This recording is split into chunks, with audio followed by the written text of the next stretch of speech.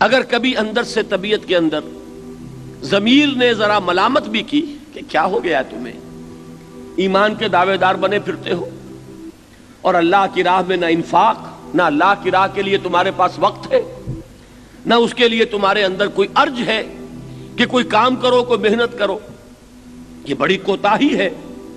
تو اب انسان ایک اور جو ہے اپنے اس ضمیر کو سلانے کے لیے لوریاں دے کر تھپک تھپک کر اب ایک نیا فلسفہ تراشتا ہے۔ اللہ تو بڑا نکتہ نواز ہے، بڑا پالن ہار ہے، بڑا بخشن ہار ہے، بڑا رحیم ہے، بڑا ودود ہے، بڑا کریم ہے۔ یہ جو واقعہ ہے کہ اللہ ہے، ایسا ہے، لیکن جس جگہ تم اللہ کی اس صفت کا حوالہ دے رہے ہو وہ غلط ہے۔ یہ تم نے صرف اپنی جسٹیفیکیشن کے لیے کیا ہے۔ آخر سیدھی سی بات یہ ہے کہ یہ امت اتنی بے عمل کیوں ہو گئی؟ مانتے ہیں اللہ کو، مانتے ہیں رسول کو، مانتے ہیں قرآن کو، مانتے ہیں آخرت کو، پھر یہ بے عملی کیوں؟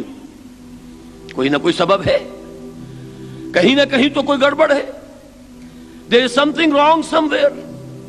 یہ کنبہ ڈوبا ہے تو کسی وجہ سے ڈوبا ہے، یہاں اگر یہ زوال آیا ہے تو کسی بنیاد پر آیا، اور وہ یہی ہے ہم بخشے بخشائے ہیں، ہماری شفاعت تو ہو ہی جانی ہے، ہمارے ساتھ یہ معاملہ نہیں ہے، یہ دوسروں کے لیے، یہ جہنم شاید دوسروں کے لیے بنائی گئی ہے، ہم سے کیا سروکار ہے۔ غرتکم الامانی حتی جاء امر اللہ، یہاں تک کہ اللہ تعالیٰ کا فیصلہ آ گیا۔ یہ اللہ تعالیٰ کا فیصلہ کیا ہے؟ موت، مہلت ختم۔